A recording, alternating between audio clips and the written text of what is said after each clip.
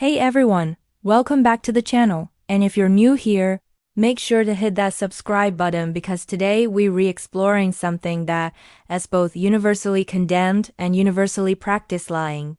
And let's be honest from the start. Everyone lies. Yes, everyone.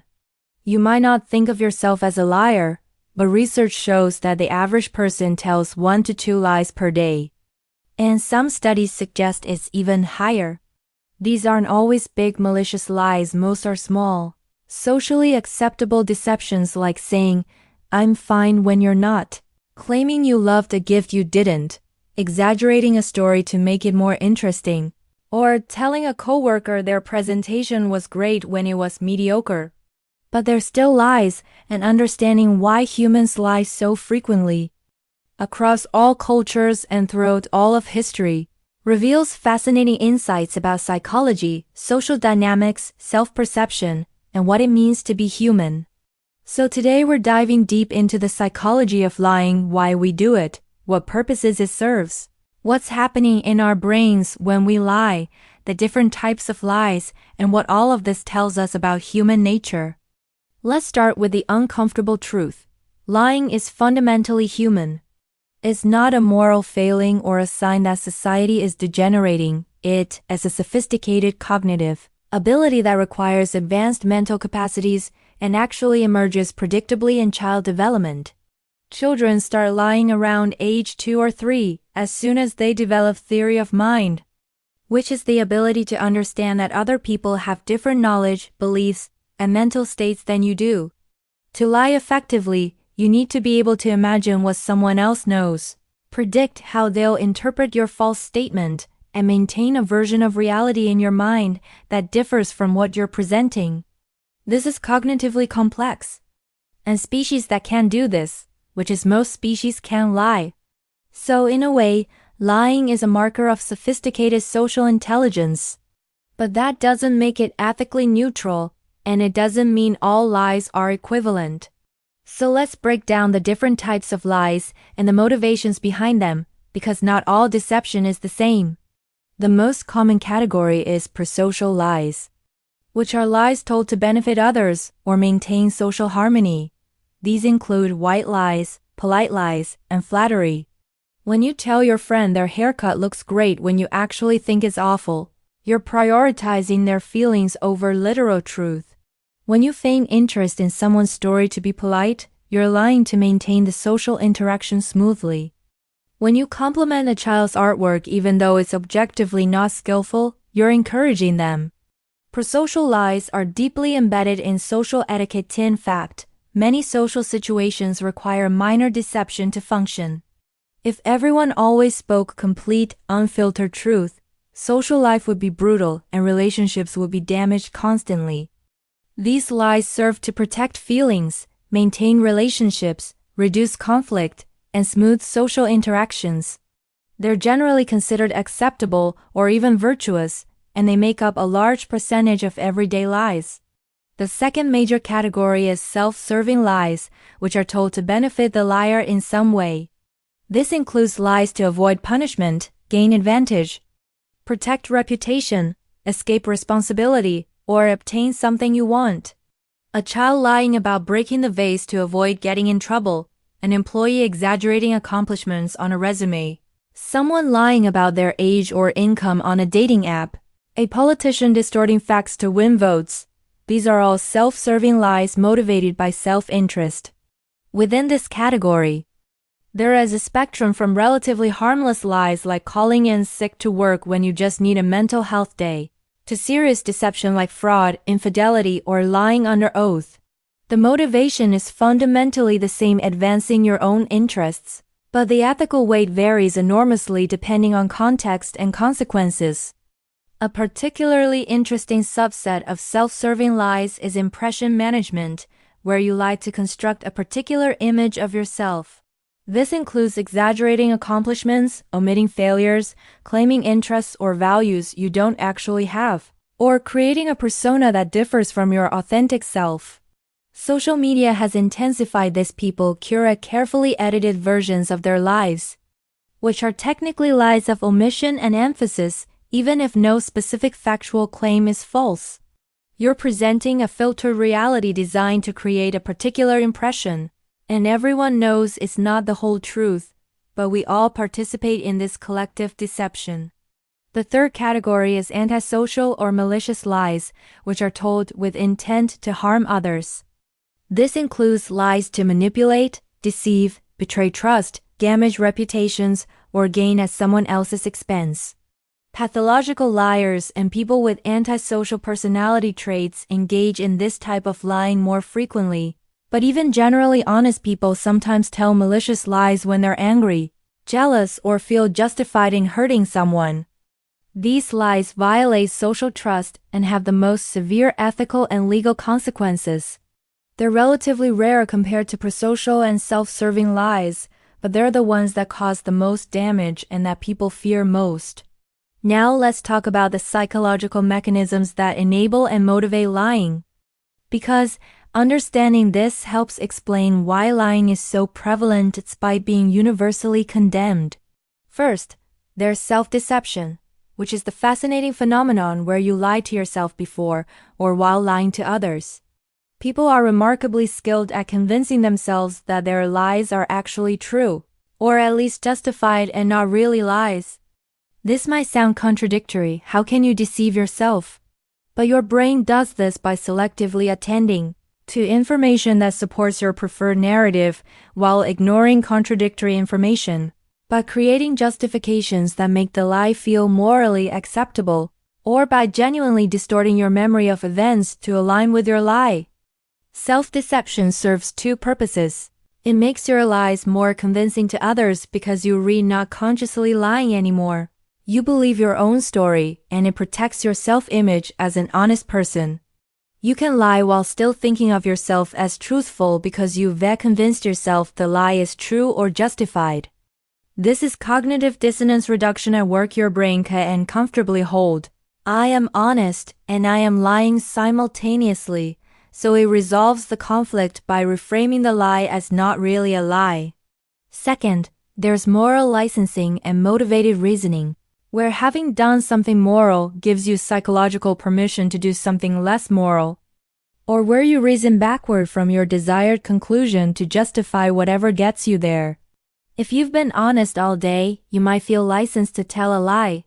If lying serves your interests, you'll find reasons why this particular lie is justified, necessary, or different from real lying. Your brain is incredibly creative at generating justifications for behavior you've already decided on for other reasons. Third, there's the role of context and social learning in normalizing certain lies.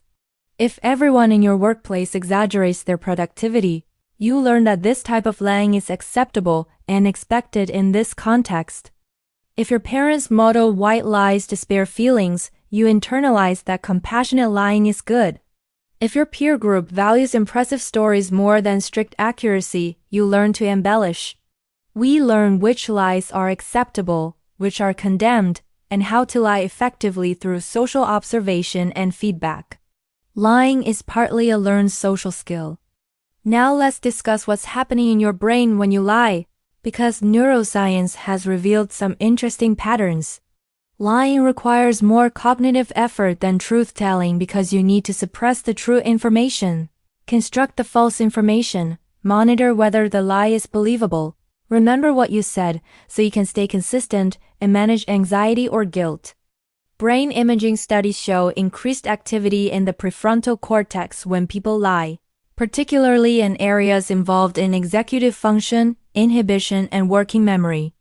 You're essentially running multiple mental operations simultaneously, tracking truth, tracking the lie, and managing the presentation. This is why lying is more cognitively taxing, and why people are worse at lying when they're cognitively loaded with other tasks or stressed. Interestingly, the more you lie, the easier it becomes.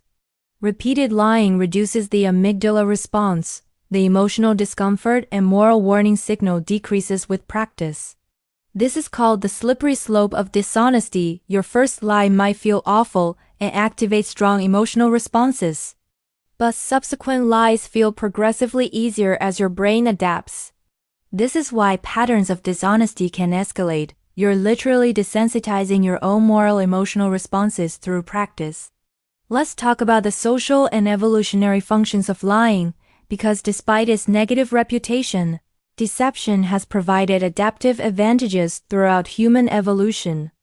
Being able to deceive competitors or threats while maintaining cooperative relationships with allies provided survival and reproductive benefits. Strategic deception allowed you to protect resources, gain advantages, form alliances, and navigate complex social hierarchies. But this had to be balanced against the risk of being caught lying and losing social trust, which could be catastrophic in small ancestral communities where reputation was everything. So humans evolved to be both skilled liars and skilled lie detectors, locked in an evolutionary arms race. This is why we're so sensitive to signs of deception, why trust is so central to relationships, and why being labeled a liar is so socially damaging. Societies develop strong norms against lying, religious and moral codes condemning deception, and social sanctions for liars precisely because lying threatens the cooperative relationships that human survival depends on. There's also the phenomenon of lying by omission versus commission. Omission is withholding relevant truth, while commission is actively stating falsehood. Psychologically, people find omission easier and less morally troubling than commission, even when the effect is the same. You might not volunteer information that makes you look bad, but you'd hesitate to directly lie if asked. This distinction feels meaningful to our moral intuitions, even though rationally, deceiving by omission can be just as harmful as direct lies. Now let's discuss pathological lying and compulsive lying, which differ from normal lying. Pathological liars lie frequently and unnecessarily, often without clear benefit, and sometimes seem to lie for its own sake. This is associated with certain personality disorders, particularly narcissistic and antisocial personality disorders, where empathy deficits and grandiosity make lying easier and more frequent. Compulsive liars feel driven to lie even when they don't want to, almost like an addiction or impulse control issue.